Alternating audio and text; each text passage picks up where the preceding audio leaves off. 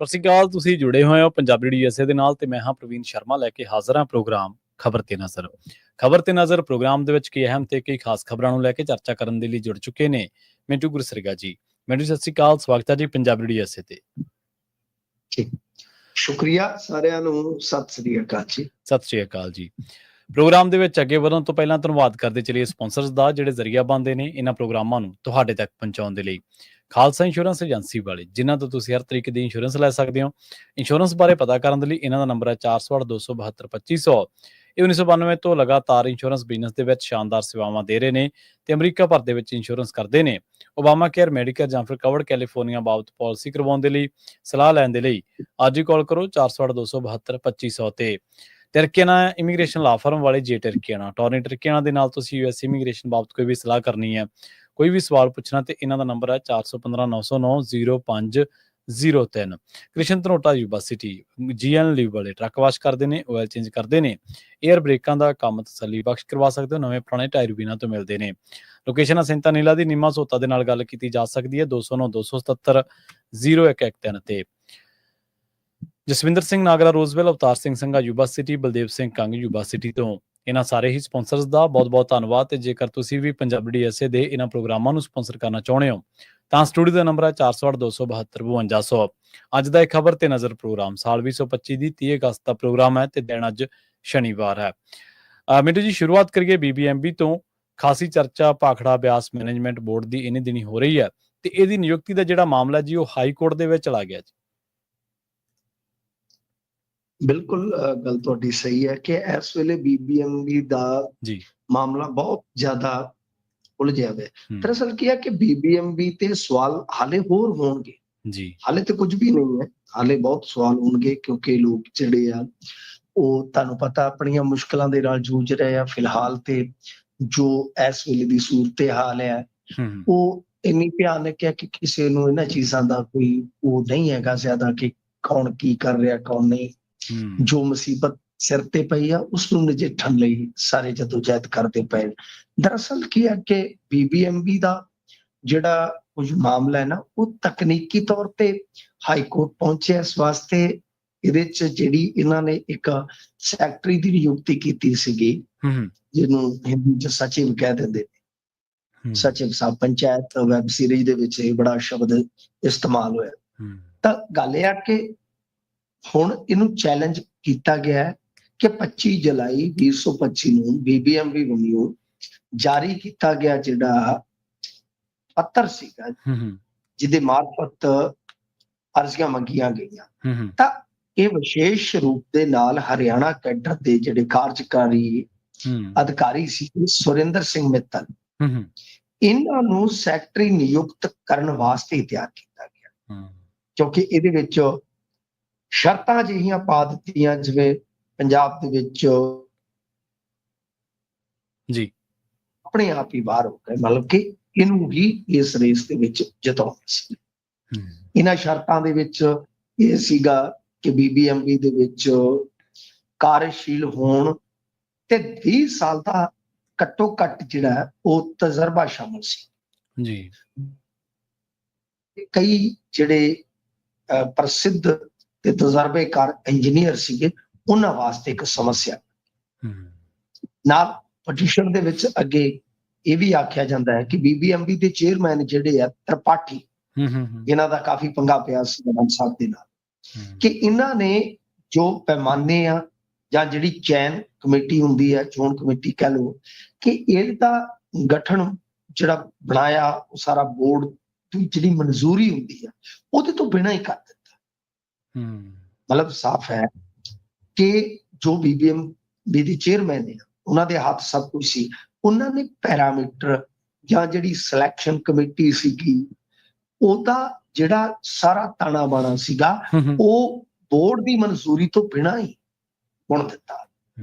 ਤੇ ਇਹ BBMB ਦਾ ਜਿਹੜਾ ਨਿਯਮ ਜੋ ਨਿਯਮਾਵਲੀ ਦੇ ਤਹਿਤ ਉਹਦਾ ਉਲੰਘਣ, ਠੀਕ ਹੈ, ਕਿਉਂਕਿ BBMB ਇੱਕ ਇੰਟਰਸਟੇਟ ਸੰਸਥਾ ਹੈ ਤੇ ਇਹਦੇ ਤੁਹਾਨੂੰ ਪਤਾ ਹੀ ਆ ਕਿੰਨੇ ਸਟੇਕ ਹੋਲਡਰ ਆ ਇਹਦੇ ਵਿੱਚ। ਪੰਜਾਬ ਤੇ ਹਰਿਆਣੇ ਦੋਵਾਂ ਦੀ ਜਿਹੜੀ ਸਹਿਮਤੀ ਆ ਉਹ ਤੇ ਖਾਸ ਤੌਰ ਤੇ ਜ਼ਰੂਰੀ ਹੁੰਦੀ। ਹਾਲਾਂਕਿ ਇਸ ਮਾਮਲੇ ਦੇ ਵਿੱਚ ਕਈ ਨਿਯਮ ਜਿਹੜੇ ਆ ਉਹ ਅਣਦੇਖੇ ਕਰ ਦਿੱਤੇ ਗਏ ਆ। ਇਸ ਕਮੇਟੀ ਦੇ ਵਿੱਚ ਹਰਿਆਣਾ ਕੈਡਰ ਦੇ 2 ਤੇ ਪੰਜਾਬ ਕੈਡਰ ਦਾ ਸਿਰਫ ਇੱਕੋ ਇੱਕ ਮੈਂਬਰ ਸੀ, ਯਾਨੀ 2 ਇੱਕ ਤੇ ਪਹਿਲਾਂ ਹੀ ਕਰ ਦਿੱਤਾ। ਜਿਵੇਂ ਚੋਣ ਕਮਿਸ਼ਨ ਦਾ ਤੁਹਾਨੂੰ ਪਤਾ ਹੀ ਆ, ਸੁਪਰੀਮ ਕੋਰਟ ਨੇ ਕੁਝ ਹੋਰ ਕਿਹਾ ਸੀ, ਮੁੜ ਕੇ ਜਿਹੜੇ ਮੋਦੀ ਸਾਹਿਬ ਹੈ ਉਹਨਾਂ ਨੇ ਕੁਝ ਹੋਰ ਹੀ ਕਰ ਦਿੱਤਾ ਚੱਕ ਕੇ। ਇੱਕ ਪ੍ਰਧਾਨ ਮੰਤਰੀ ਬੈਠੋ, ਇੱਕ ਨਾਲ ਮੰਤਰੀ ਬੈਠੋ, ਇੱਕ ਤੁਸੀਂ ਆ ਜਾਓ, ਵਿਰੋਧੀ ਧਿਰ ਦਾ ਆਗੂ ਆ ਜਾਓ, ਤੇ 2 ਇੱਕ ਨਾਲ ਫੈਸਲਾ ਤੇ ਪਹਿਲਾਂ ਹੀ ਹੋ ਗਿਆ ਨਾ। ਹੁਣ ਇਹਦੇ ਵਿੱਚ ਹਾਈ ਕੋਰਟ ਜਿਹੜੀ ਹੈ ਉਹ ਸੁਣਵਾਈ ਕਰੇਗੀ ਜੀ। ਉਸ ਤੋਂ ਬਾਅਦ ਪਤਾ ਲੱਗੇਗਾ ਕਿ ਕੀ ਇਹ ਨਿਯੁਕਤੀਆਂ ਜਿਹੜੀਆਂ ਨੇ ਉਹ ਸਹੀ ਢੰਗ ਨਾਲ ਹੋਈਆਂ ਜਾਂ ਨਹੀਂ ਹੋਈਆਂ। ਹੁਣ ਤੱਕ ਤਾਂ ਮੈਂ ਤਾਂ ਕਹਿੰਦਾ ਸਾਰਾ ਹੀ ਦੇਖਣਾ ਚਾਹੀਦਾ। ਜਿਹੜੀ ਇਹ ਨਿਯੁਕਤੀ ਵਿਵਾਦਤ ਆ, ਇਸ ਤੋਂ ਹਟਵੀਆਂ ਵੀ ਜਿਹੜੀਆਂ ਨਿਯੁਕਤੀਆਂ ਹੁੰਦੀਆਂ ਨੇ ਕੀ ਇਸੇ ਤਰ੍ਹਾਂ ਹੀ ਹੁੰਦੀਆਂ ਰਹੀਆਂ। ਕਿਉਂਕਿ ਦੇਖੋ, ਜੋ ਮਰਜ਼ੀ ਆ, ਜਿਸ ਤਰ੍ਹਾਂ ਦਾ ਮਰਜ਼ੀ ਕੋਈ ਤਰਕਵਾਦੀ ਤਰਕ ਦੇਵੇ, ਦਰਅਸਲ ਕੀ ਹੈ ਕਿ ਜਦੋਂ ਕੋਈ ਅਫਸਰ ਇਸ ਤਰ੍ਹਾਂ ਬਾਹਰੋਂ ਆ ਕੇ ਲੱਗਦਾ ਹੈ ਤਾਂ ਇਹ ਗੱਲ ਸਾਫ਼ ਆ ਕਿ ਕੁਝ ਥਾਵਾਂ ਤੇ, ਮੈਂ ਸਾਰਿਆਂ ਦੀ ਗੱਲ ਨਹੀਂ ਕਰਦਾ, ਕੁਝ ਧਾਰਮਿਕ, ਸੰਸਕ੍ਰਿਤ ਜਾਂ ਜੋ ਸੱਭਿਆਚਾਰਕ ਜਾਂ ਫਿਰਕਾਨਾ, ਕਈ ਵਾਰ ਮੁਤੱਸਵੀ ਸੋਚ ਵੀ ਬਣ ਜਾਂਦੀ ਹੈ। ਸਾਰੀਆਂ ਚੀਜ਼ਾਂ ਫਰਕ ਪਾਉਂਦੀਆਂ ਨੇ, ਭਾਸ਼ਾ, ਬੋਲੀ, ਉੱਥੋਂ ਦੇ ਇਲਾਕੇ ਦੀ ਸਮਝ। ਮੈਂ ਇੱਕ IPS ਬਾਰੇ ਪਿਛਲੇ ਦਿਨੀ ਅਸੀਂ ਕਿਸੇ ਹੈਡਕੁਆਟਰ ਤੇ ਗਏ ਸੀਗੇ, ਤੇ ਉਸ IPS ਬਾਰੇ ਉਹਨਾਂ ਦੇ ਸਟਾਫ ਤੋਂ ਇੰਨਾ ਬੁਰਾ ਸੁਣਿਆ, ਉਹ ਕਹਿੰਦੇ ਕਿ ਸਾਡੀ ਜਾਨ ਛੁੱਟ ਜਾਵੇ ਤੇ ਬਿਹਤਰ, ਪਤਾ ਹੀ ਕੱਖ ਨਹੀਂ ਹੈ। ਅੱਗੋਂ ਪੈ ਜਾਂਦਾ ਉੱਡ ਕੇ, ਅਸੀਂ ਜਥੇਬੰਦੀਆਂ ਦੀ ਮੁੜ ਕੇ ਮਿੰਨਤਾਂ ਕਰਦੇ ਫਿਰਦੇ। ਸਹੀ ਹੈ, ਠੀਕ ਹੈ ਨਾ ਜੀ। ਮਤਲਬ ਕਿ ਉਹਨੂੰ ਪਤਾ ਹੀ ਨਹੀਂ। ਜਿਵੇਂ ਮੰਨ ਲਓ ਕੋਈ ਸਰੂਪਾ ਦੇਣ ਆ ਗਿਆ, ਉਹ ਤੇ ਕਮਾਨ ਕਰਨ ਹੁੰਦਾ ਕਿ ਸਾਡਾ ਕੋਈ ਨਵਾਂ ਸਾਹਿਬ ਆਇਆ, ਤੇ ਉਹ ਅੱਗੋਂ ਕਹਿੰਦਾ ਨਾ ਮੈਂ ਤਾਂ ਇਹੋ ਜਿਹਾ ਕੰਮ ਹੀ ਨਹੀਂ ਕਰਦਾ। ਮਤਲਬ ਉਹ ਤੁਸੀਂ ਦੇਖੋ, ਜਿਹੜੇ ਸਿੱਖਾਂ ਦੇ ਬੱਚੇ ਬੱਚੀਆਂ ਹੋਣਗੇ ਤੇ ਉਹ ਕਿੰਨੇ ਉੱਥੇ ਦੁਖੀ ਹੋਣਗੇ। ਸਹੀ ਬਿਲਕੁਲ। ਮਤਲਬ ਕਿ IPS ਅਫਸਰ ਬਾਰੇ ਮੈਂ ਅਜਿਹਾ ਸੁਣਿਆ, ਵੱਡਾ ਅਖੜ ਸੁਭਾਅ ਦਾ।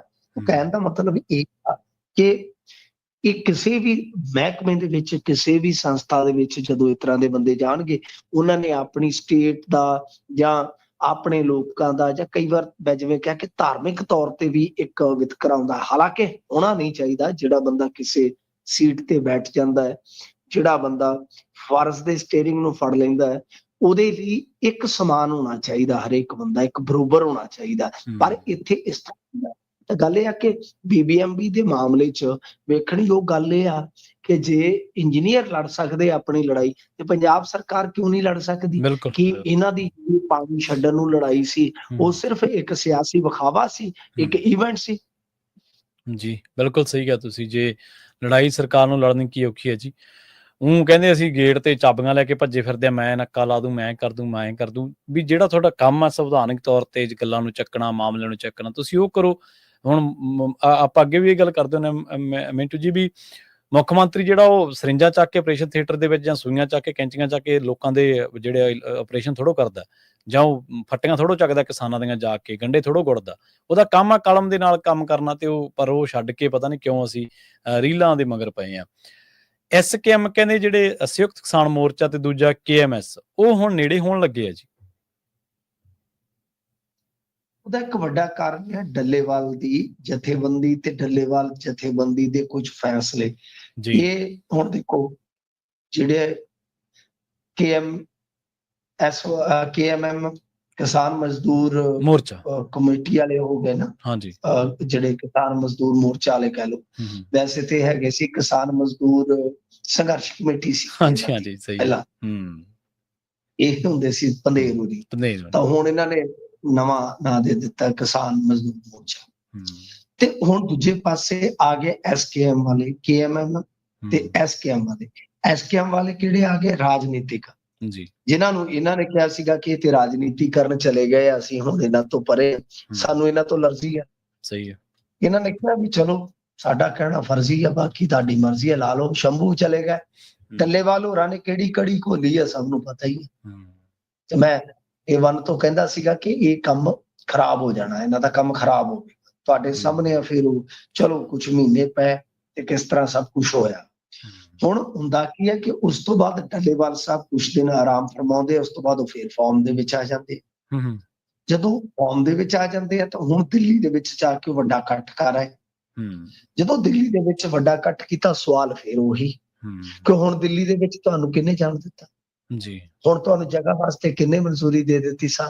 ਹੂੰ, ਤੇ ਫਿਰ ਏਦਾਂ ਮਤਲਬ ਕਿ ਇਹ ਸਾਰਾ ਕੁਝ ਕਰਨ ਦਾ ਕੀ ਤੁਕ ਸੀ? ਯਾਨੀ ਅਸਲ ਦੇ ਵਿੱਚ ਕੀ ਆ ਕਿ ਚਲੋ ਉੱਤੋਂ ਤੇ ਜਿਵੇਂ ਮਰਜ਼ੀ ਆ, ਹੇਠੋਂ ਇਹ ਜਿਹੜੇ ਅੰਧੇਰ ਹੋ ਰਹੀ ਆ ਹੁਣ ਇਹਨਾਂ ਦੇ ਨਾਲ ਹੈ ਨਹੀਂ।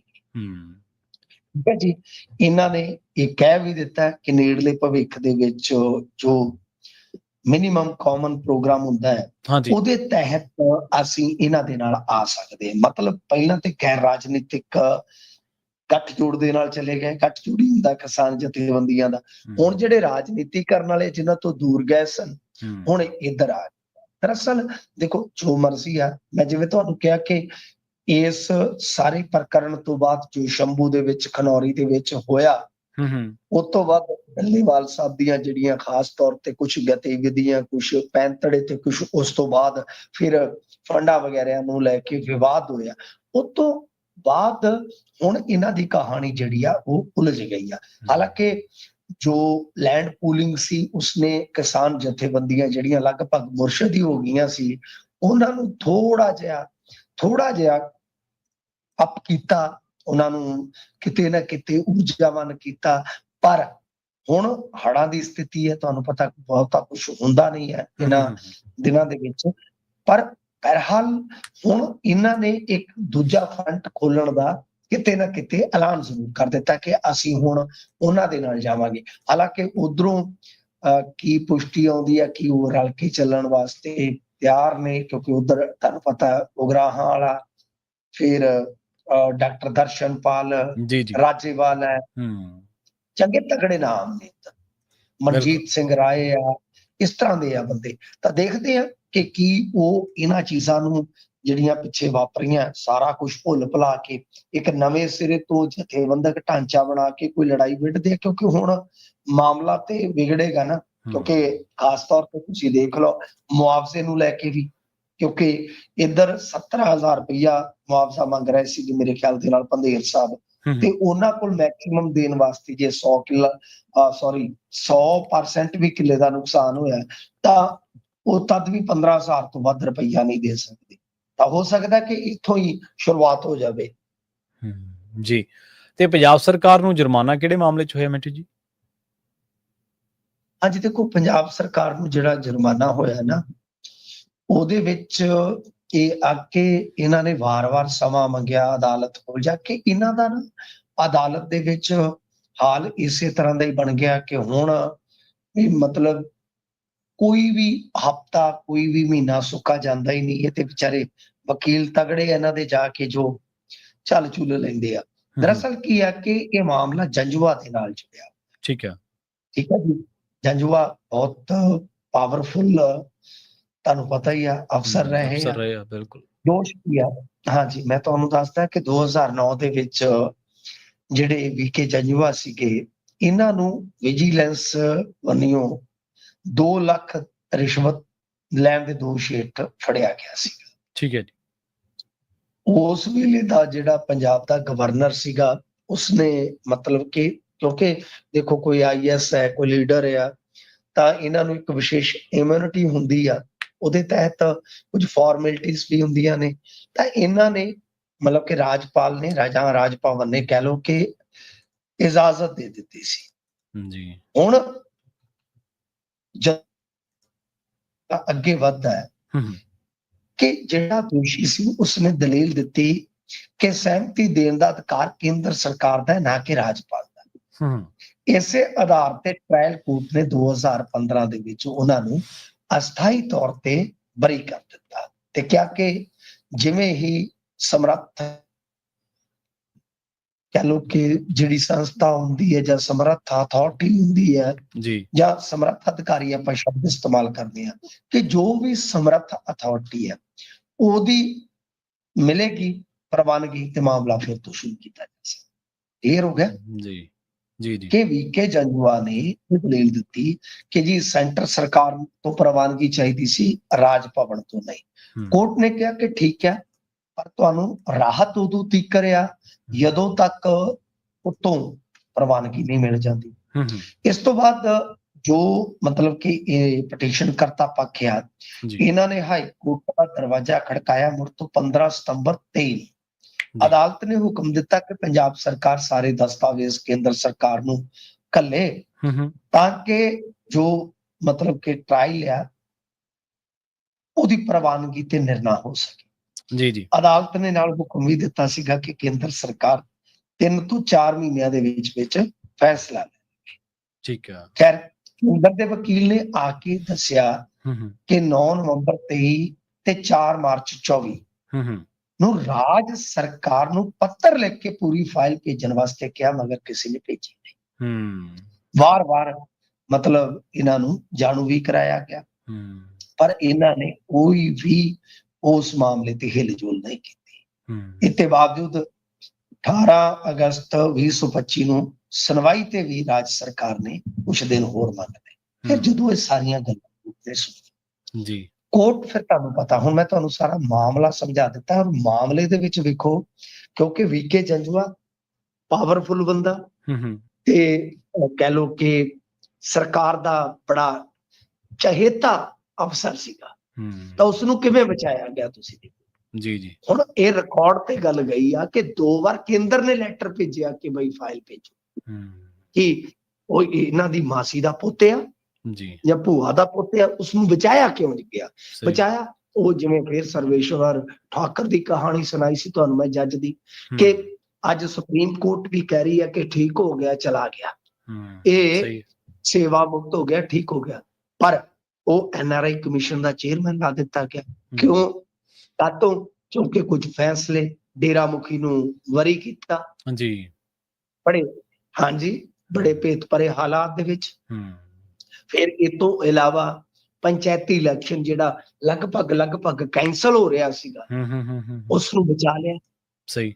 ਤਾਂ ਉਹਨੂੰ ਇਨਾਮਾਤ, ਭਈ ਇਹਨੂੰ ਕੀ ਕਹੋਗੇ? ਸੋ ਕਹਿਣ ਦਾ ਮਤਲਬ ਇਹ ਆ ਕਿ ਜਦੋਂ ਇਸ ਤਰ੍ਹਾਂ ਦੇ ਹਾਲਾਤ ਹੁੰਦੇ ਆ ਕਿ ਇੱਕ ਅਫਸਰ ਜਿਹਨੂੰ ਸਰਕਾਰ ਬਚਾ ਰਹੀ ਆ, ਕਿ ਉਹ ਸਰਕਾਰ ਦੀ ਫੇਵਰ ਨਹੀਂ ਲੈਂਦਾ ਹੋਏਗਾ? ਬਿਲਕੁਲ ਲੈਂਦਾ, ਕਿ ਉਹ ਆਊਟ ਆਫ ਦਾ ਵੇ ਜਾ ਕੇ ਸਰਕਾਰ ਨੂੰ ਇਸ ਤਰ੍ਹਾਂ ਲਾਭ ਨਹੀਂ ਪਹੁੰਚਾਉਂਦਾ ਹੋਏਗਾ?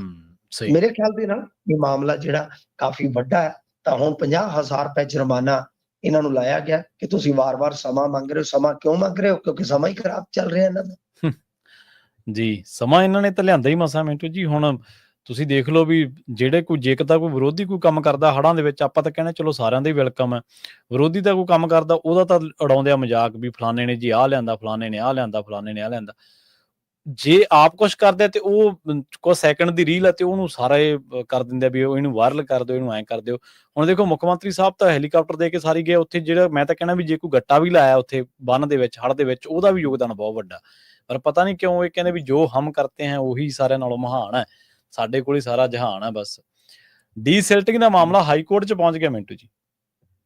ਹਾਂਜੀ, ਜਿਵੇਂ ਮੈਂ ਤੁਹਾਨੂੰ ਦੱਸਿਆ ਕਿ ਇਹਨਾਂ ਦੇ ਵਕੀਲ ਹੀ ਉੱਥੇ ਬੈਠੇ ਰਹਿੰਦੇ ਆ। ਡੀਸਿਲਟਿੰਗ ਇਹ ਇੱਕ ਐਸਾ ਮਾਮਲਾ ਹੈ ਜਨਾਬ ਕਿ ਇਹਦੇ ਵਿੱਚ ਬਹੁਤ ਕੁਛ ਹੈ।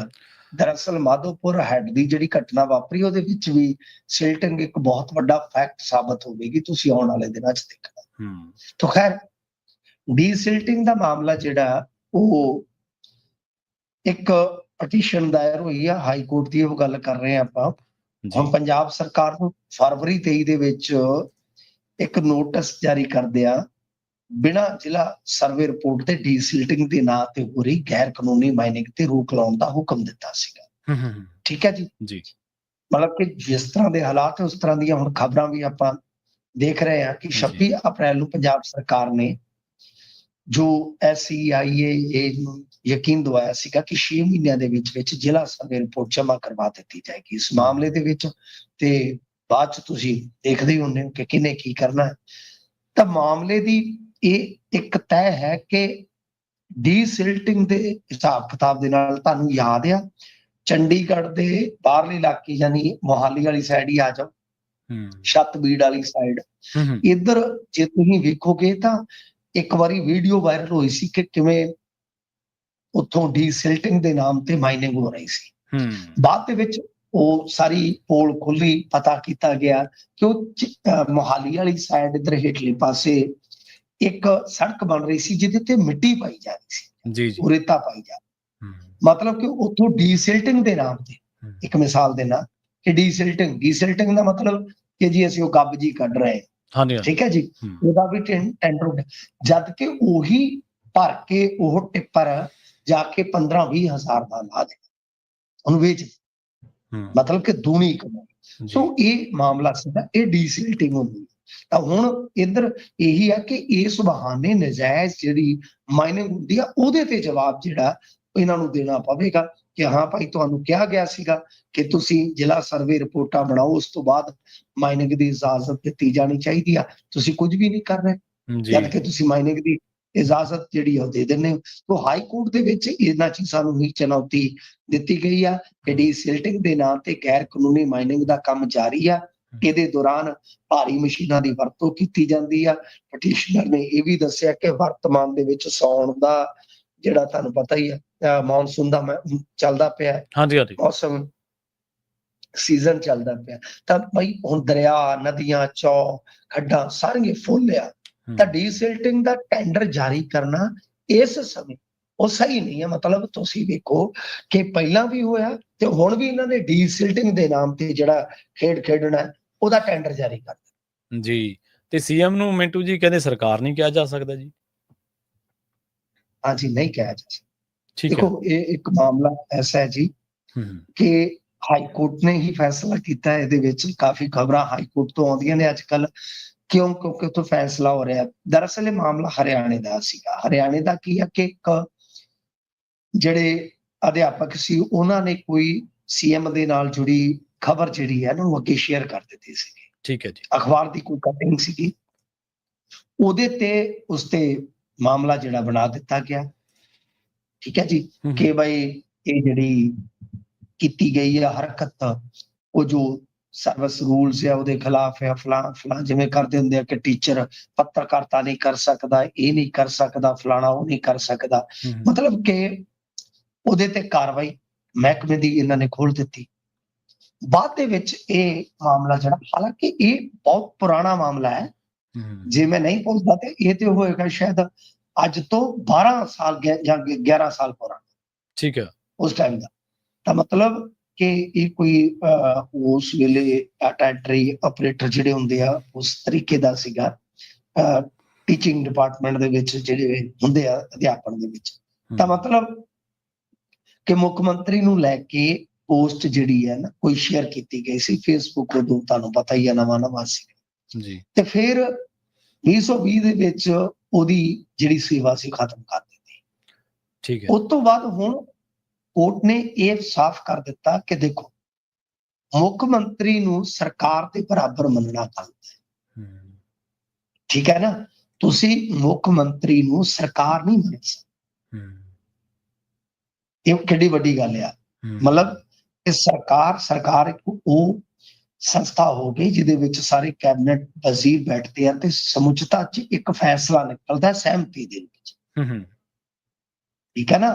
ਕੱਲੇ ਮਾਨ ਸਾਹਿਬ ਤੇ ਕੋਈ ਪੋਸਟ ਪਾ ਦਿੰਦਾ ਹੈ, ਮਾਨ ਸਾਹਿਬ ਦੀ ਕੋਈ ਆਲੋਚਨਾ ਕਰ ਦਿੰਦਾ, ਇਹਦਾ ਮਤਲਬ ਕਿਉਂਕਿ Punjab and Haryana high court ਦਾ ਫੈਸਲਾ ਸਾਡੇ ਤੇ ਵੀ ਲਾਗੂ ਹੋ ਗਿਆ ਨਾ, ਇਹ ਕਹਿ ਕੇ ਕਿਸੇ ਸਰਕਾਰੀ ਕਰਮਚਾਰੀ ਨੂੰ ਤੁਸੀਂ ਨਹੀਂ ਕੱਢ ਸਕਦੇ ਕਿ ਤੂੰ ਸਰਕਾਰ ਦੀ ਆਲੋਚਨਾ ਕੀਤੀ ਹੈ। ਜੀ ਜੀ। ਸੋ ਇਸ ਕਰਕੇ ਮਤਲਬ ਕਿ ਇਹ ਸਾਫ਼ ਕਰ ਦਿੱਤਾ ਗਿਆ ਕਿ ਸੀਐਮ ਦਾ ਜੇ ਪੋਸਟ ਪਾ ਦਿੱਤਾ ਹੈ, ਆਲੋਚਨਾ ਕਰ ਦਿੱਤੀ ਹੈ, ਤਾਂ ਇਹ ਮਤਲਬ ਕਿ ਕੋਈ ਕਰਮਚਾਰੀ ਨੇ ਕੋਈ ਵਿਅਕਤੀਗਤ ਟਿੱਪਣੀ ਨਹੀਂ ਕੀਤੀ, ਕੋਈ ਕੁਝ ਨਹੀਂ ਕੀਤਾ, ਤਾਂ ਇਹ ਨਹੀਂ ਮੰਨਿਆ ਜਾ ਸਕਦਾ ਕਿ ਉਸਨੇ ਸਰਕਾਰ ਦੇ ਖਿਲਾਫ ਕੋਈ ਐਡੀ ਵੱਡੀ ਕੋਈ ਜੰਗ ਛੇੜ ਦਿੱਤੀ ਹੈ ਜਿੱਦਾਂ ਤੁਸੀਂ ਮਹਿਕਮੇ ਦੀ ਕਾਰਵਾਈ ਕਰਨੀ। ਜੀ ਬਿਲਕੁਲ, ਚਾਹੀਦਾ ਤਾਂ ਇਹ ਹੈ ਮਿੰਟੂ ਜੀ ਵੀ ਚਲੋ ਇਹ ਘੇਰਾ ਜਿਹੜਾ ਵਸੀਹ ਹੋਣਾ ਚਾਹੀਦਾ, ਵੱਡਾ ਹੀ ਹੋਣਾ ਚਾਹੀਦਾ, ਪਰ ਅੱਜ ਕੱਲ੍ਹ ਆਪਾਂ ਦੇਖਦੇ ਹੀ ਹਾਂ ਵੀ ਇਹਨਾਂ ਨੇ ਜੇ ਅਦਾਲਤਾਂ ਤਾਂ ਇਹ ਕਹਿ ਰਹੀਆਂ ਨੇ ਕਿ ਕੋਈ ਗੱਲ ਨਹੀਂ, ਪਰ ਇਹਨਾਂ ਨੇ ਉਹ ਪਾਰਟੀਆਂ ਨੇ ਆਪਦੇ IT ਸੈੱਲ ਲਿਆਂਦੇ ਆ ਵੀ ਲੋਕਾਂ ਨੂੰ ਜੇ ਕੋਈ ਆਲੋਚਨਾ ਕਰਦਾ, ਕੋਈ ਭਾਵੇਂ ਕੋਈ ਸਕਾਰਾਤਮਕ ਹੀ ਕਰਦਾ, ਭਾਵੇਂ ਕੋਈ ਤੱਥਾਂ ਦੇ ਆਧਾਰ 'ਤੇ ਹੀ ਕਰਦਾ, ਵੀ ਉਹਨੂੰ ਤੁਸੀਂ ਦਬਾਉਣਾ ਕਿਵੇਂ ਹੈ। ਸੋ ਹੁਣ ਹੌਲੀ ਸੌਲੀ ਸਾਰਾ ਕੁਛ ਮੁੱਖ ਮੰਤਰੀ ਤਾਂ ਕਹਿੰਦੇ ਮੈਂ ਤੁਹਾਡਾ ਭਾਗਯ ਵਿਧਾਤਾ ਹੀ ਬਣ ਗਿਆ, ਮੁੱਖ ਮੰਤਰੀ ਕਾਹਦਾ ਬਣ ਗਿਆ, ਉਹ ਤਾਂ ਇਸ ਤਰੀਕੇ ਨਾਲ ਟਰੀਟ ਕਰਦੇ ਨੇ ਲੋਕਾਂ ਦੇ ਨਾਲ। ਜੀ ਮਿੰਟੂ ਜੀ, ਇਹਨਾਂ ਖਾਸ ਖਬਰਾਂ ਤੇ ਖਾਸ ਜਾਣਕਾਰੀਆਂ ਦੇ ਲਈ ਤੁਹਾਡਾ ਬਹੁਤ ਬਹੁਤ ਧੰਨਵਾਦ ਜੀ। ਸਤਿ ਸ਼੍ਰੀ ਅਕਾਲ ਜੀ। ਸਤਿ ਸ਼੍ਰੀ ਅਕਾਲ ਜੀ। ਪ੍ਰੋਗਰਾਮ ਖਬਰ ਤੇ ਨਜ਼ਰ ਨੂੰ ਆਪਾਂ ਇੱਥੇ ਸਮਾਪਤ ਕਰਾਂਗੇ। ਤੁਹਾਡਾ ਸਾਰਿਆਂ ਦਾ ਵੀ ਬਹੁਤ ਧੰਨਵਾਦ। ਸਤਿ ਸ਼੍ਰੀ ਅਕਾਲ। ਜੁੜੇ ਰਹੋ ਪੰਜਾਬੀ ਰੇਡੀਓ USA ਦੇ ਨਾਲ।